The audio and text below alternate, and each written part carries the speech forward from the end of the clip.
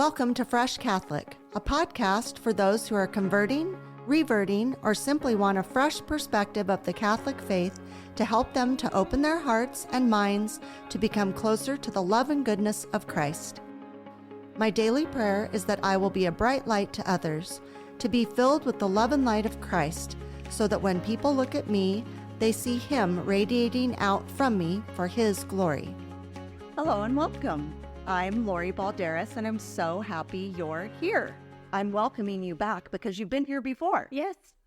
Oh my gosh, how lucky are we? 2 times with Carolyn Curtis. Oh my gosh, all in 1 year. Your episode was episode number 72, which is Raising Strong Catholic Children. So how interesting now that you are the director of youth ministry at our church. Yes. Oh my gosh, who knew that was going to happen? God did. So that's a lot has changed since May when you were here before. A lot. So that's very exciting. So she is the new director of youth formation at Our Lady of the Assumption Church in Ventura, California, my parish and her parish. And you will be covering middle school and high school with this program, correct? Yes. Okay, awesome. We had the director of Family Faith Formation here last week, which was Teresa Nelson, your partner in crime. Partner in faith. Is that what you say? Anyway, she was here last week and she has the younger children. And so you are going to be telling us about this very important phase of a teenager's life. Yes. All right, wonderful. So in this episode, we will be discussing your job and experience with the youth formation program and an overview of what people can expect from the program. That's correct. Okay. Thank you for giving me the time to share. I can't wait to hear all about it. But first, I have to do a little bit of business. Okay. So sit there and look as beautiful as you are. Okay. And if you're not watching on YouTube, you are missing out. I just have had the most lovely guests the last 2 weeks. So this should inspire you. If you're not already on YouTube watching, now you can subscribe and look at my guests. Thank you all for listening today. We are on most platforms and now on YouTube, like I just said, where you can watch us in action doing the weekly topic episodes that come out on Mondays. Please subscribe to YouTube, which is free. When it says subscription, that always sounds so daunting, like, well, how much is that going to cost me? It's free. Just hit the little bell icon and you will get reminders when a new episode is out. How cool.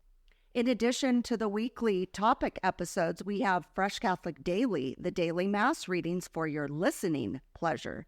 Please listen, watch, subscribe, share, rate, and review. We need that. That really helps us. You can also listen to the podcast on our website, freshcatholic.com. Head over and have a look. There is so much there. I just went there last night. I like to go over and just kind of hang out on Fresh Catholic website and see what Simon has been adding to it. It'll keep you busy. I can promise you that. We have an online store with something like this, my t-shirt that I'm wearing. Look at this. I know Carolyn walked in and thought it was pretty awesome. Yes. And one thing I love is when I look at the label in the back, it says Fresh Catholic. Oh my gosh, I have a t-shirt line. Anyway, we have a lot of faith-based merchandise there. We also have Fresh Catholic coffee, roasted and shipped the same day. There's 17 flavors. Check that out. We have a blog. We have Fresh Catholic comics. We have courses by educator Charles Merritt, and he has done the Hail Mary, the Our Father, a series on sin, a series on angels, and now in the works is one on graces and sacraments, which is coming soon. Keep an eye out for that. We also have a free downloadable book on sin. And if you would like the hardcover version, you can order that on our website, which is pretty nifty. So also, please help us with our mission by becoming a Patreon. It's really easy to do. There's a variety of levels that you can contribute. You just go to our website. On the bottom of every page, on the bottom left, there's a little Patreon icon. Click on it and see what you think. We could really use your help. I'm also on social media, Instagram and Facebook. I do little videos every day, so please subscribe to that. Okay, that's it. Thanks for hanging out for that part. Now, thank you and welcome, Carolyn Curtis. Thank you. Thank you for having me back. Oh my gosh. I was telling Teresa that I kind of hijacked you two ladies at church one day. And I was laughing because you had just spoken to the congregation probably 2 or 3 days before or a day before. And Simon and I were sitting in the front row, not his favorite place to be, but mine. And you did this presentation, and I leaned over to him and I said, could we have 2 guests? And he said, no.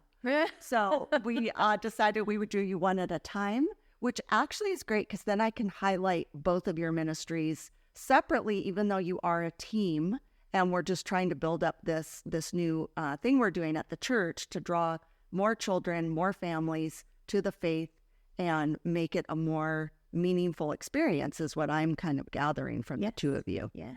So tell me about the program and the ministry. So as the director of youth formation, I'm responsible for our youth ministry group. And so that includes grades 6 through 12, which you've already highlighted.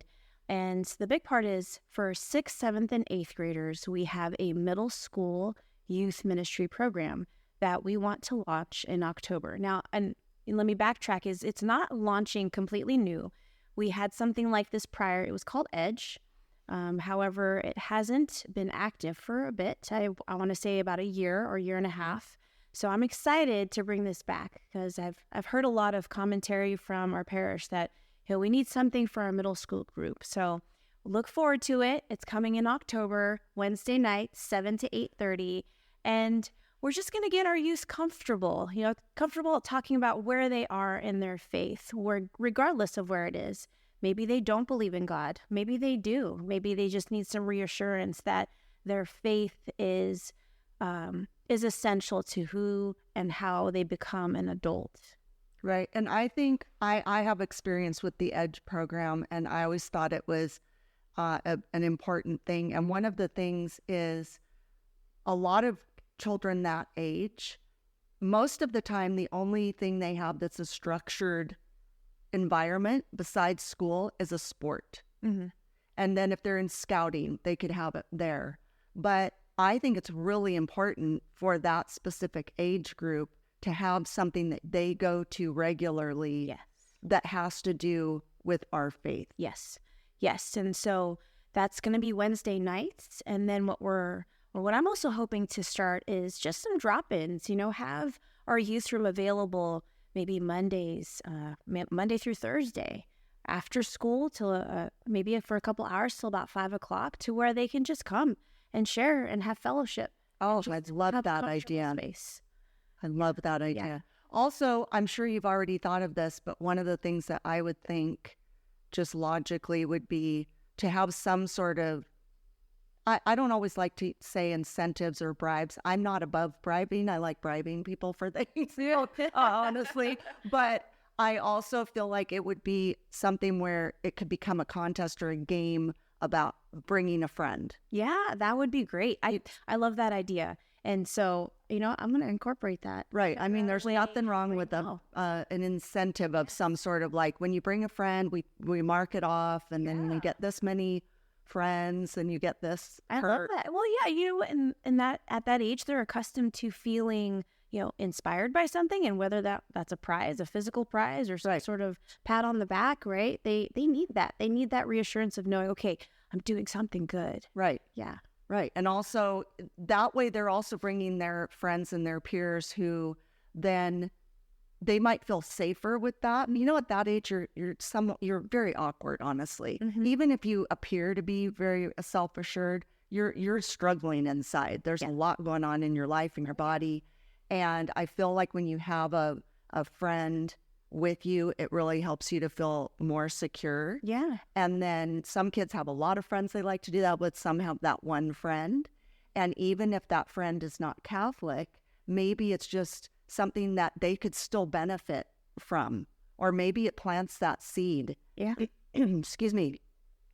Maybe it plants that seed and then that child will go home and say, oh my gosh, I really love this. And, Mm-hmm. You never know. I mean, that's a way. Yeah. We're going to use some content from The Search Begins. Are you familiar with the videos? So on form.org, Chris Stefanik, he began a series called The Search, and it was content primarily for adults.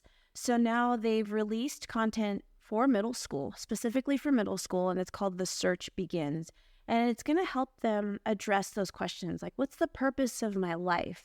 Who is God? What does he want for me? Why do I need to stay connected? So I'm excited. I'm excited to have this program. Now, I got to speak to the fact, too, that youth ministry just isn't middle school, so 6th, 7th, and 8th. We also have our confirmation program, 9th through, really freshman, sophomore, so 9th and 10th grade. And then we have the involvement of our junior and senior classes to come back into this confirmation preparation process as peer leaders, even for those that are stepping into it. That's amazing. I always feel, first of all, I applaud you for doing this because I feel this is the most challenging time frame of somebody's life. Mm-hmm. And I feel like it takes a certain type of person to deal with and handle children that age. And I also do think it's really important because I don't have statistics on this. It's my own thing in my head, but I get the sense that people drift away when they're around this age, yeah, or in their 20s or when they're in college.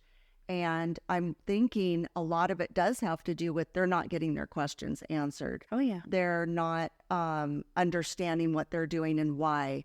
And like we've talked about 1,000 times before on this podcast, when you know what you're doing and why, it makes it way more important. Oh, absolutely. And I love that you brought that up. So what are you doing and why?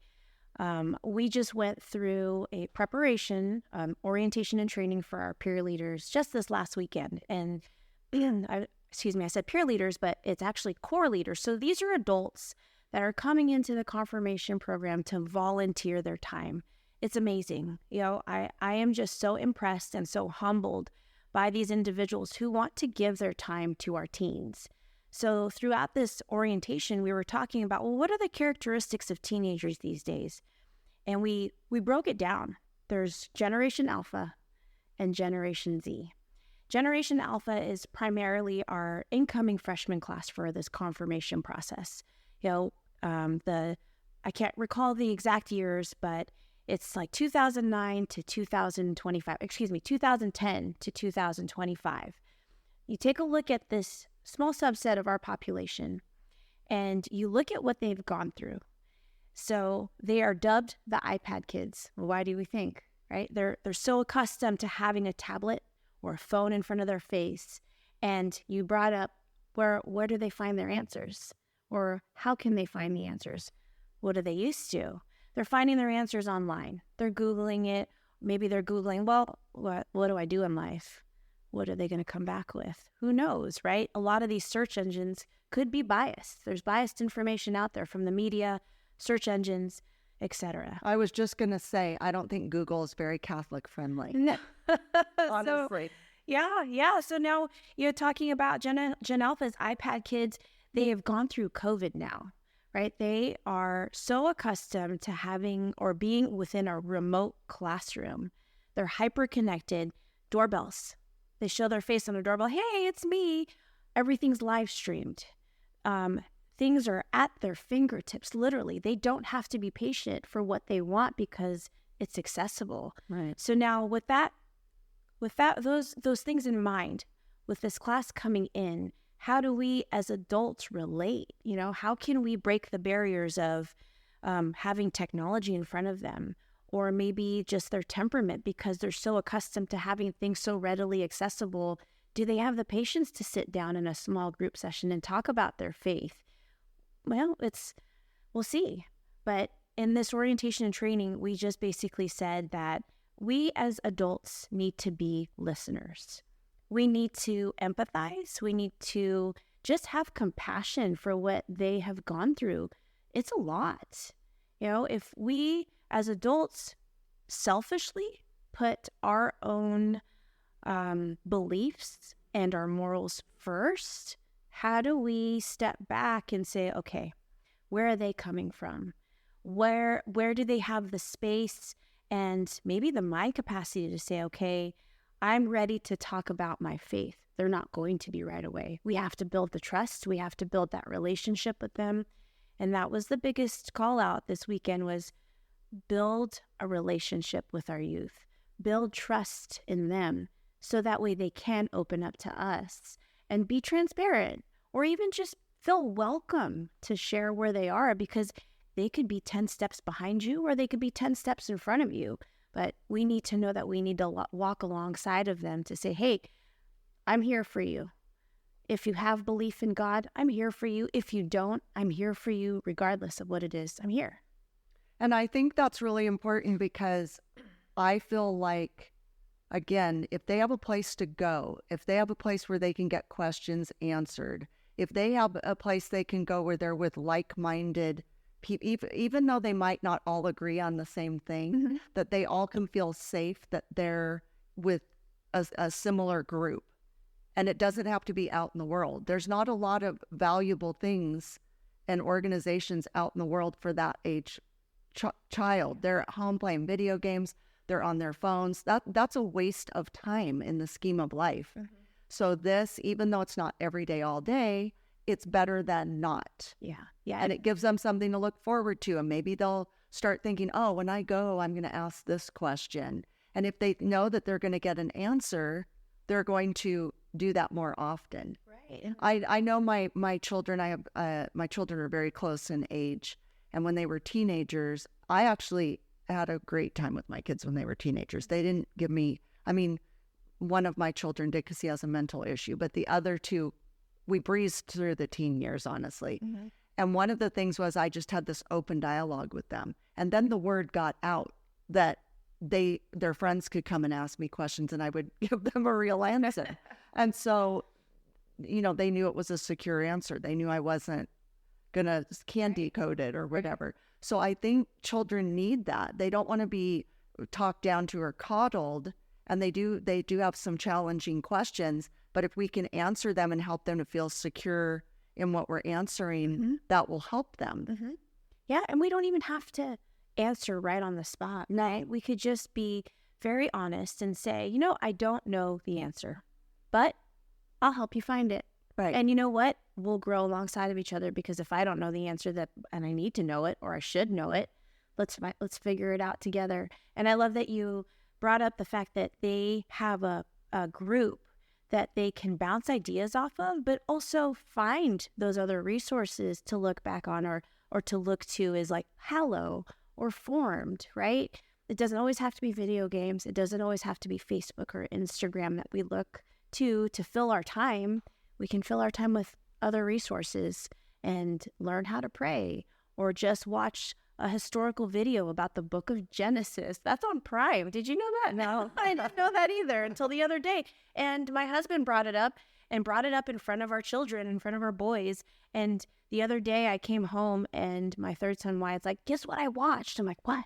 It's like, I watched the first 10 minutes of that video Dad talked about. I'm like, that's amazing. I'm like, that's great. That's great. Yeah. So just conversation, right? Conversation strikes up so many different thoughts and other conversations that branch, and then resources, right? So as long as we stay open with our youth and continue the conversation with them, I think we're on a good path.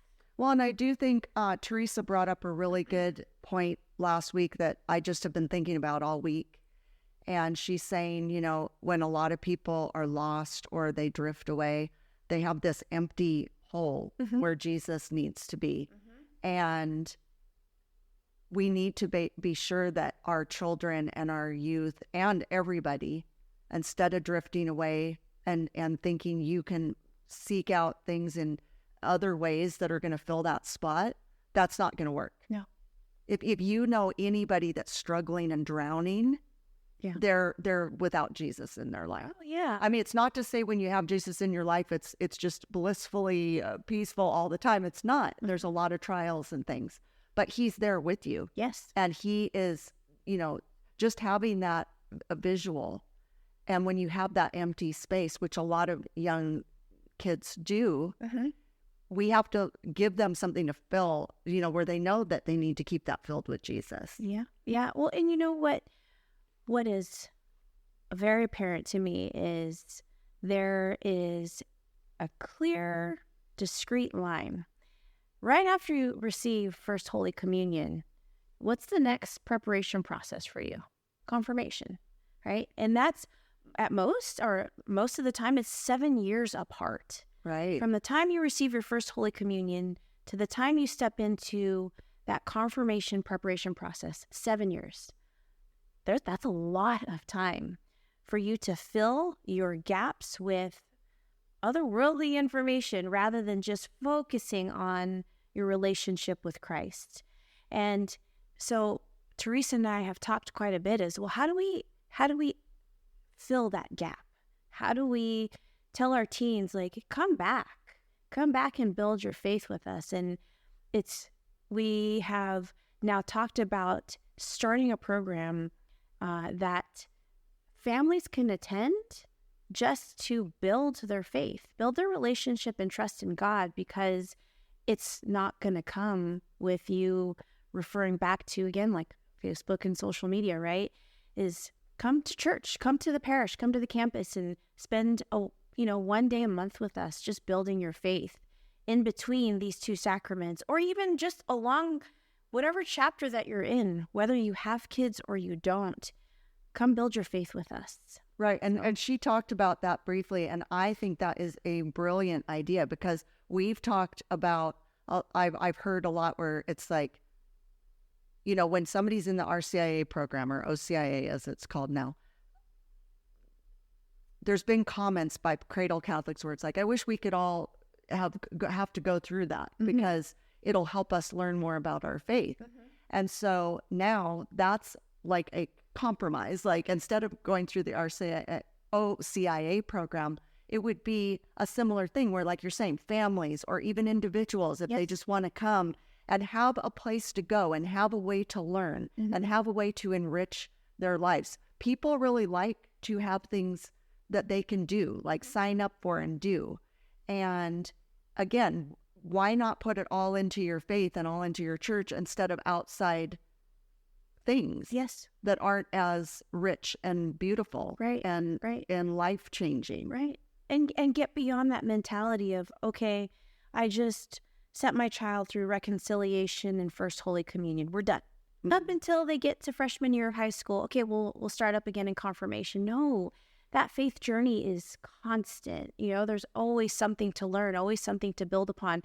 And I feel like if parents truly take that responsibility of building their faith along with their children, then as a family, like, how beautiful is that, to grow alongside each other and to reassure one another, okay, regardless of what happens in life, what stage we're in, what children we have in whatever program, let's attend together, let's be together and do this with one another, because then we answer each other's questions, and also we discover new things. Right. I can't tell you how many times our boys have discovered new things with us, whether it was within the Bible or on travels, and their eyes light up like, I just taught you something. Like, yes, you did. That's great. Well, and I also feel like when people are preparing their children for First Holy Communion, they're very gung-ho about it. The children are very excited. That's a really special time. And then you're right, then it kind of drops off a little bit. People don't just continue attending Mass as much. And I'm feeling like if they know that, like, I don't want to say it needs to be a requirement, but maybe it needs to be a thing of, when you're signing your children up for First Holy Communion and going through this part, you're going to commit to doing the next phase, the in-between phase. And that age, that time frame of a child's life, they are, in my opinion, they're learning a lot. They're like little sponges. They're old enough to understand things, but they're young enough to still want to do them with you. Yeah. And it's such a prime time to build a foundation for later. So it seems to me like if the parents kind of knew that, oh, we have to see this through the whole way, it's kind of like how it's done. Maybe that would help too. But anyway, gosh, I've completely gotten off my list of questions because this has been I'm so excited about this. I think we did that last time too. I know. I'm not surprised, but it's good to have an outline, right? Yeah, it is. It totally is. So, what is your job experience and what brought you to this position? Okay. So right out of college, I got hired as an information systems consultant working for the entertainment industry. And a big client of mine had the mouse ears. I'm not going to say it specifically. So I worked as a consultant for about 3 years. And then my husband and I were married and had our first son, Cohen. And it was in that time that we really took a look at our priorities and said, okay, what is my position as a consultant bringing into my life? And is it benefiting us? Well, of course, monetarily it was.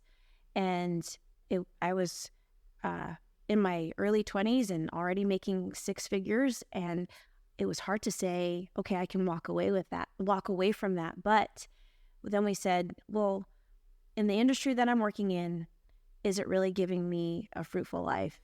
Is it connecting me to God? And it wasn't. It really wasn't. That entertainment industry is brutal. I think your husband can attest to that. Right. You all can attest to that. But so we walked away. We walked away from that position in my career, and I became a stay-at-home mom. And I have been a stay-at-home mom for 14 years. Wow, that's great. Yeah. So now, and come this year with the stress of just the economy, Ryan and I decided that, well, maybe if I could find something that could work with still being a mom, a provider, and an educator, because our boys are still homeschooling, what could I do? So I started just praying about it. And this whole time, too, is with my boys, I pray over them and I pray with them about how can we help our youth? How can we develop a relationship with other teenagers or with other children and just start spreading the word of God and being a living example of his grace, right? And I prayed and prayed and prayed about it. And it's funny because coming just this last June, I opened up the bulletin while I was sitting in Mass just before it started, and there it was, Director of Youth Formation needed for the parish. And I was like, oh, I wonder what that entails. And I was like, okay, God, should I pursue this? I don't know. I have no idea, but it was just on my mind. So then I had a conversation with one of our deacons, and he just gave me the lowdown on the position and how they are in need of somebody here, youth ministry, right? Youth minister, because it hasn't been a position that's filled for the last year and a half, I believe, or maybe a little less. And so they really needed somebody. Am I interested? And I said, well, I think so. I mean, I'd have to work alongside of my schedule of being a stay-at-home mom and teacher. So however, if you think that would work, maybe I'll pursue it. He's like, well, you know what? Send your resume. So I sent my resume, and a couple of days later I was interviewing, and it happened. It happened. I'm like, oh my gosh, God, really? This quick? That's what he does. Yes. It's so fast. So fast. He's like, yeah, this is where you need to be. This is where I want you. Yeah. And so here I am. We've had that happen recently with many things that we're doing or about to do. And it's like we always say, it's like we'll wait and wait for something, and all of a sudden God's just like, no, it's happening now. Mm-hmm. Like you think you know what's gonna happen, but I'm telling you it's happening right now. Yeah. And the whole thing is, like I even said to Teresa last week, when we say yes, when we're given these signs, when and again, you have to, I know you're very similar to me, where you don't want to commit to something if you can't give it everything you have, and you don't want to let people down and all those things. But when God wants you to do something, you might have a little hesitation, but he's going to be right there with you. Mm-hmm. And then when it's wide open and you go, okay, I'm going, I'm doing it, Lord. Right. Okay. All right. You're 10 steps ahead of me. Let me catch up. Yeah. So that's great. I love that. And then just briefly, what's your family history and your family dynamics? We kind of went over that a lot in your last episode. So I mean, go back and watch episode 72, Raising Strong Catholic Children, because that was a great episode. We got a lot of views on that, and really? It was very important because I think it's something people are interested in. They, our children, like I said, they're suffering. We're all kind of suffering right now, and if you don't have God in your life, you're suffering even more. So, anyway, so tell us your family dynamics and everything kind of briefly. Well, if you do go to that episode, I kind of go over how I am married to a firefighter. So he is gone quite a bit. But when he's home and he is so involved. So he and I kind of have now with this new position, we have this handoff.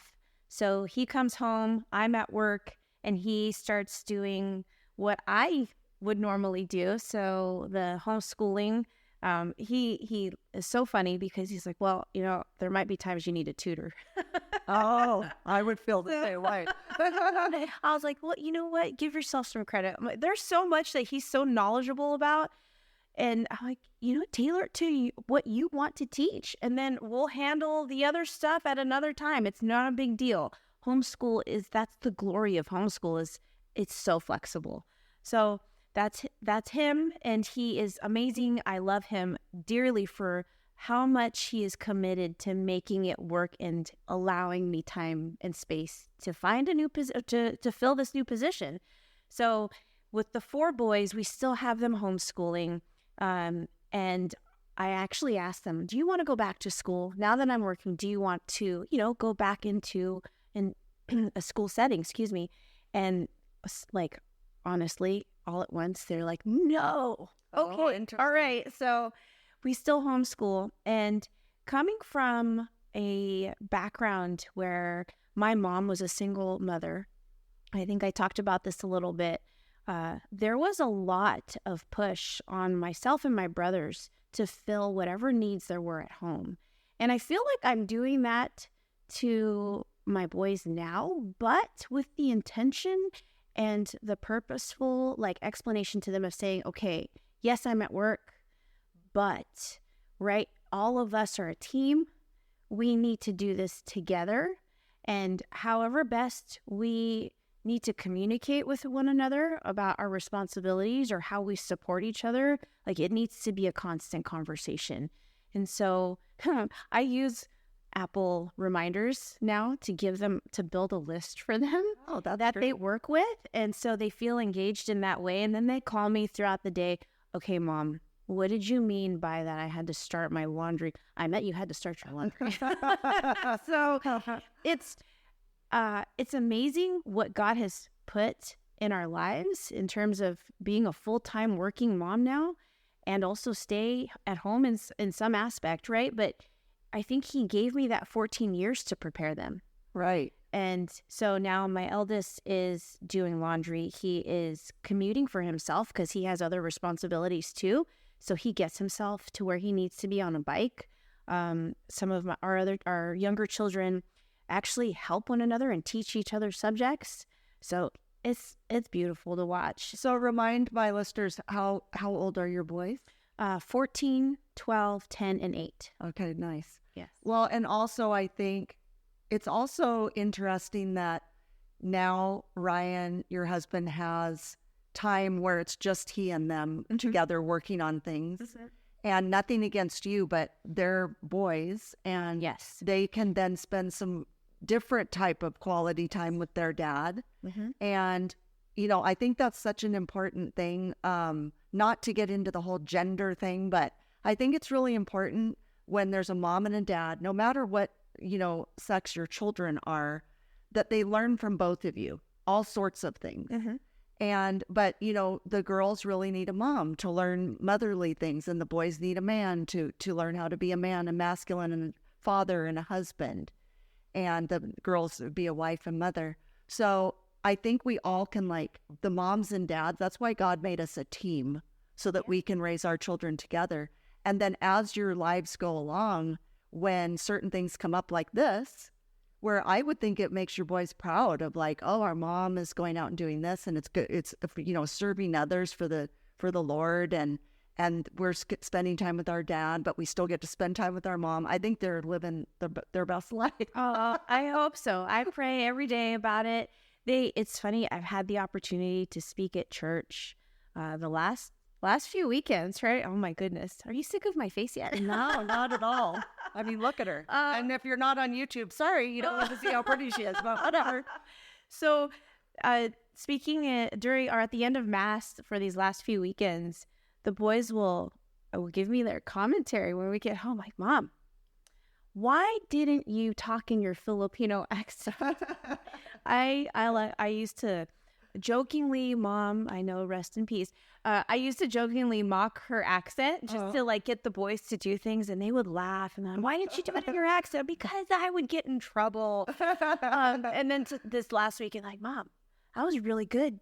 You did great. Oh, I'm like, oh, that's so awesome. I have my own little cheerleading section. You do, for sure. But I love the fact that you brought up dads. Interesting enough, this year in confirmation for our year 1 students, they have a majority of male core leaders. It is amazing. Like I was just saying, we did the orientation training over the weekend, and I had 10 dads in attendance. Wow. Two females, 2 moms, and oh my goodness, their presence is just wonderful. It's wonderful to see how men have are coming up and want to be a part of this program and developing faith in our youth, because you're right, it's a different perspective, right? And to see we're always accustomed to going to a female or a mom for comfort and just that nurturing sense, right? And usually we go to our male counterparts or dads for that masculinity, right? I need to build this, or I need to figure out how to ask this girl out on a date, or whatever it is, right? And so it's beautiful. I love that we have a majority of dads in our first year. That's very encouraging. Yeah, I think that's wonderful, because I think men, well, contrary to what the world is saying, I think men are so vital. Yes. Yeah. And I'm valuable, and I don't want them to be bashed the way they are. And I love women too, but I think we like I say, we offer different things to children and each other. Mm-hmm. And I think, we complement each other, and it's important. And it's important for our kids to see that, to see, like, it's important for your boys to see how strong a woman you are, but that you're also a nurturing mother. Yes. And then it's good for them to spend time with their dad in the way that they are. I think that's great. So I don't know. I feel like we talked about so much of this already. I would say that we kind of talked about what children and parents are going to expect and look forward to in this program. I think we kind of covered that. And I think we definitely covered why this is important at this phase. Yes. So now the next thing is, what are your hopes and dreams for the first year when you come to May at the end of this first part? Mm-hmm. What do you hope that you will be saying at that point? On a personal level, just for myself, I pray that at the end of this year, not only will I have a closer relationship with Jesus Christ because I've seen him or the Holy Spirit work through our youth, but also because I have gained the trust of my own family, that while this position does take me away from home, it has brought us all together, the 6 of us together, closer as a family through Jesus. That's beautiful. On a professional level, and not necessarily, I hate to say professional because I feel that the parish is my extended family. I hope and pray that our youth see an example in me and our core leaders of Jesus Christ, and that they themselves see that in their peers, and that draws them closer and deeper into their faith, and it allows them to speak and be disciples and upcoming apostles, so that way they feel comfortable in their own skin, and they know their worth because they are God's children, and they know that they are absolutely valued and loved for who they are. Beautiful. One thing that's occurred to me, excuse me, because there was a break in between the last youth group and now, I think it's, if you want to look at it in a positive way, instead of saying, oh no, we had a missing spot right there, I think it's really good to think in the terms of you're kind of reconfiguring this in a different way. You can start fresh.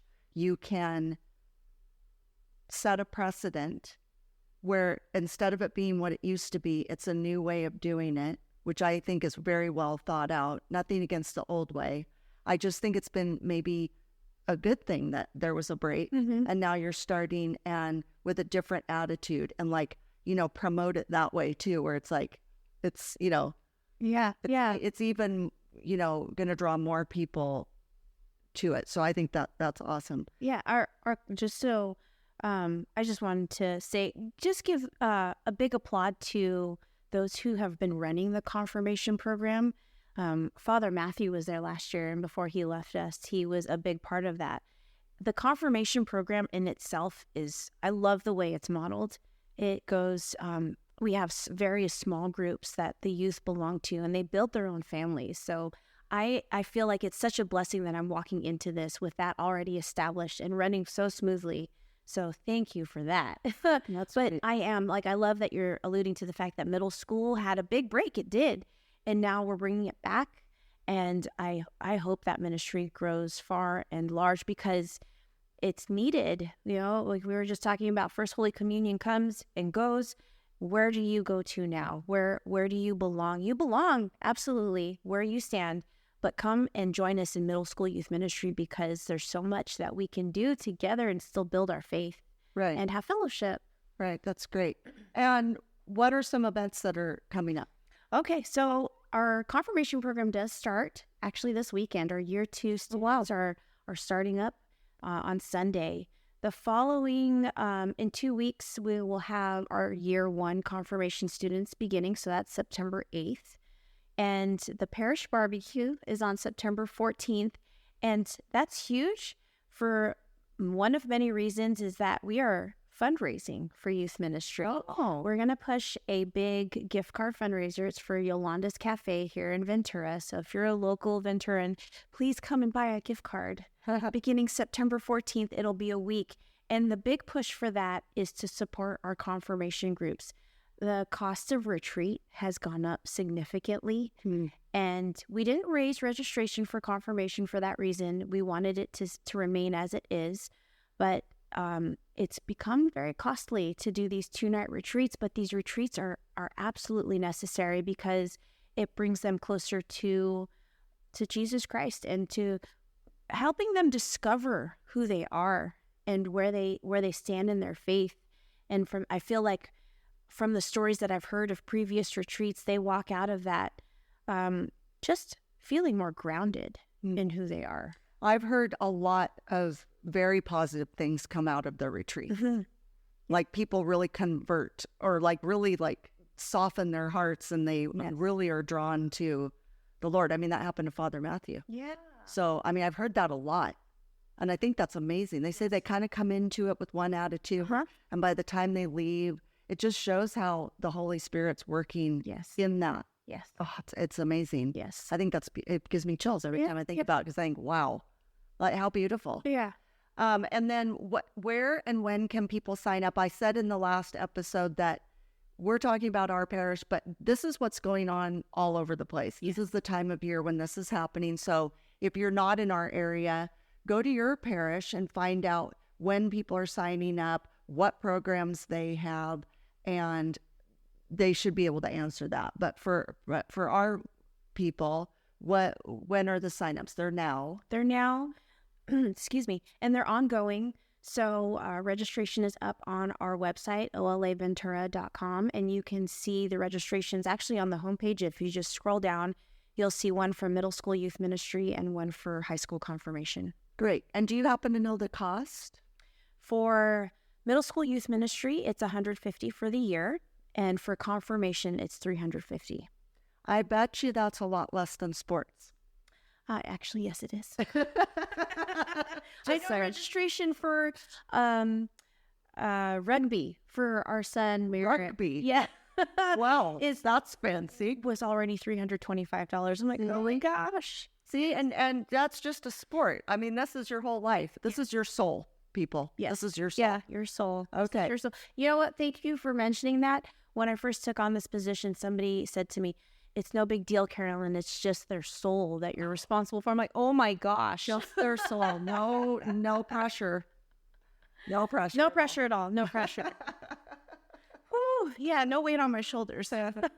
And what's something else that you would like to say that you haven't got to say today? That if you feel at all inclined to volunteer, I encourage you to really take a look at youth ministry or family faith formation, because to see the Holy Spirit work through our youth is just something that's indescribable. To see them understand their faith and to practice it and knowing what they're doing and when and the why is just so humbling. And it brings me closer, because I see them and I see that the wheels turning and it makes sense, and they're like, yes. And they're all about Jesus, all about him. And I love it. I absolutely love it. So be a volunteer for youth ministry and family faith formation, and I will tell you, you can't go wrong. I think that's great. Well, I think that's a good spot to land on. Yeah.